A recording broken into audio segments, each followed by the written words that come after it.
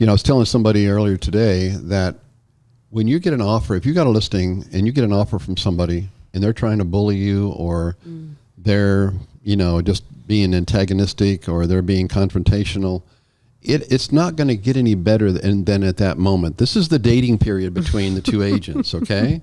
I mean, it's kind of a weird, analogy maybe, but if you've got problems, then you're going to have problems. Yeah. I mean, if the guy's not brushing his teeth before he shows up for the date, he ain't going to brush his teeth later on, probably. Okay.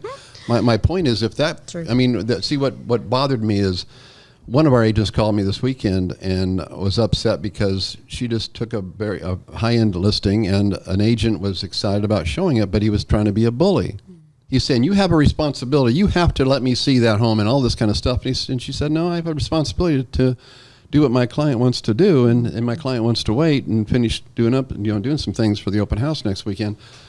And he persisted and finally guilted her into a situation. Well, okay, I'll make it happen. But, I stressed with her, I said, look, this relationship ain't going to get any better if you do decide if they make an offer that your client decides to take.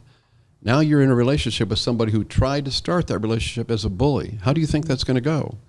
My point of all that is, look, guys, let's always have an attitude that, look, yes, you're representing your client, I'm representing mine, but let's do this. Let's represent something higher than that. That is the integrity, the peace of mind, the professionalism of that relationship, because we're all a reflection of our industry, whether we're the inspector, whether we're the other side of the transaction, whether we're the termite person, whether we're the mortgage person, we're all representing that real estate transaction called the real estate transaction in the consumer's mind, and we can lift that up, or we can let it continue to slide in a lot of folks' minds. So let's lift it up.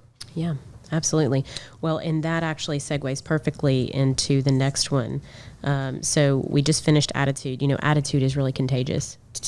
Typically when you're in a relationship and you're keeping it positive, for the most part, you end up getting that back. You end up not all the time. And there are times and places and situations that call for you to, be firm and be, and so you just are going to do what that particular situation calls for, but there's never any room for unkindness, unprofessionalism, that kind of thing. So attitude matters, but that also, you just segued perfectly into the R, which is reputation. Reputation and respect are earned every single day. It's consistently doing the next right thing. So make sure you select a listing agent who has earned an industry reputation that is worthy of hiring, and has earned that respect. And that other agents want to work with. I mean, I hate to say it, but there are some agents I don't want to work with out there. Yeah. They just are. And if I get multiple offers, then that unfortunately, that client probably doesn't have the best odds because of their tour guide. Yeah, that's how I look at it. Because the tour guide on the other side of the transaction, I'm sorry, I've been doing this a long time, guys. I've gotten a little cynical on that topic, but I weigh out the value of the tour guide as much as the value of that offer, because it has a lot to do with a successful closing or not. Yeah, the agent influences so much. How's Miss Peaceful on that? Are you okay with me saying that? Yeah, I mean, whatever's compliant. Well, we know compliance. Yeah, for sure. But I'm talking about personalities. I'm talking about, attitudes in the transaction. Yeah, so I love what you're stating here, and I'm excited to get through it all. And then remember, what we're coaching and training on right now is how you're going to share this with the seller, right? So you're going to make yourself shine with all the things that the seller wants to see in a real estate agent. So I heart basically my agent, right? Or, that kind of thing, right? So, I love what you're saying here, because you can take all of this and then back into it within your presentation, Correct. right? Absolutely. And really reference it. Now, attitude is important. As a seller, you can be really kind to me. So I'm the seller. Okay. You're the agent.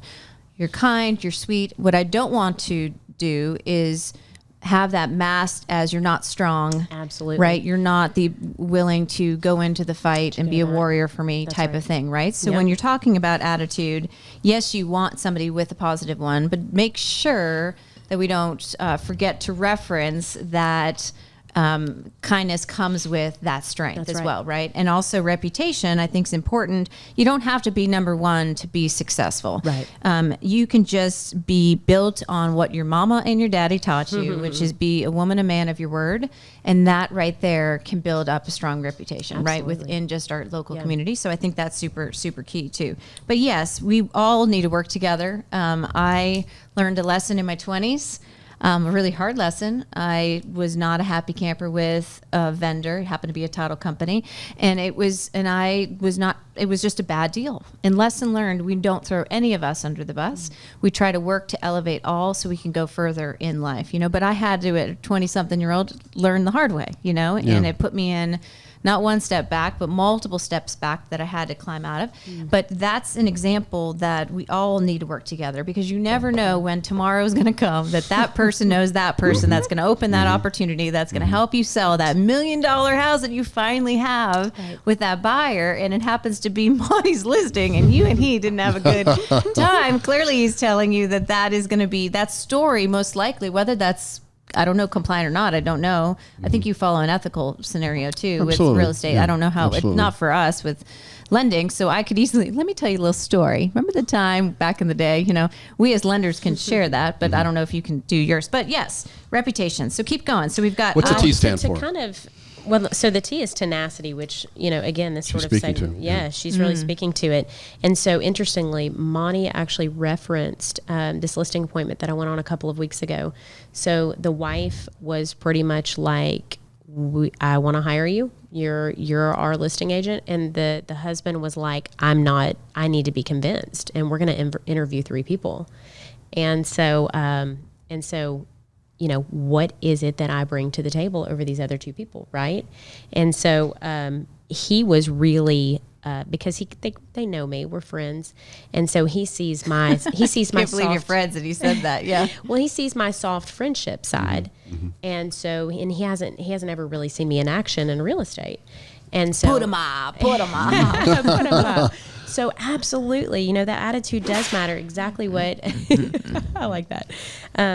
The attitude does matter, and reputation does matter, but tenacity also matters, and that's the T. And so being able to select an agent who has the fortitude and the guts to push through, to overcome the hard situations for their people, to have those hard conversations when necessary, and to always advocate for their client's best interest, obviously, from a compliance and ethics standpoint. Right. But yeah, I think on that listing appointment, it was funny because they had let me know the next day that they were going to cancel the other agent interviews, and that I had what it took.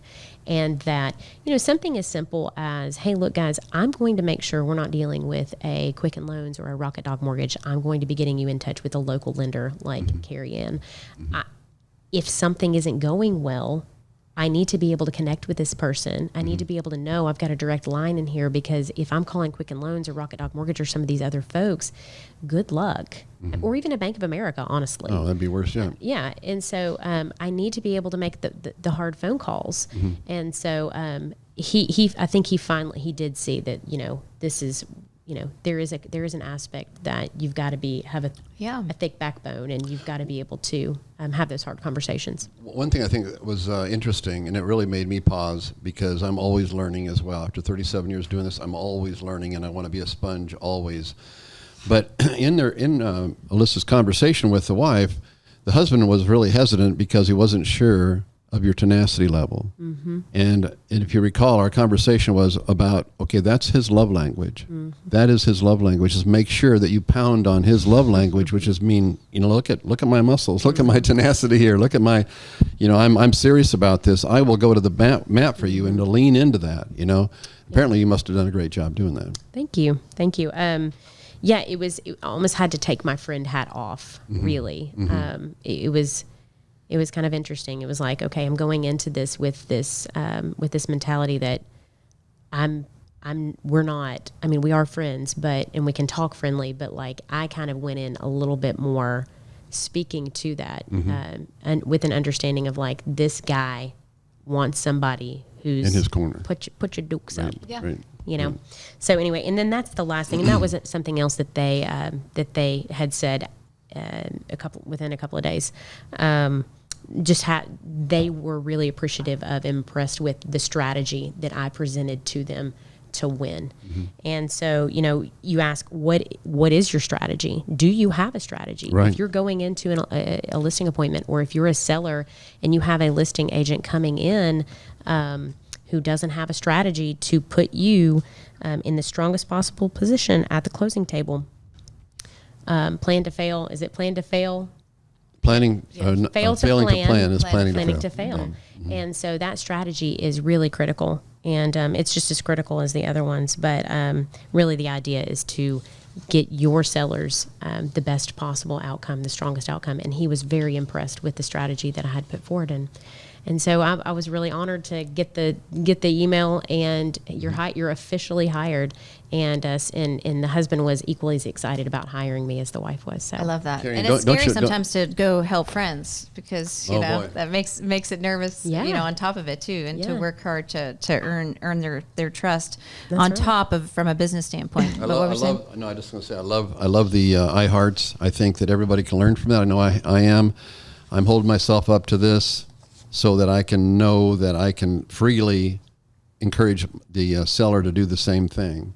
Hey, I can use this in my business. It's huge. Like, I'm going to back into a conversation with a buyer, a conversation in your safe with a seller. If I was a seller, this is what I would be looking for, and what I would be wanting. And I'm at the end of this want to make sure that you say I heart my real estate agent or something like that.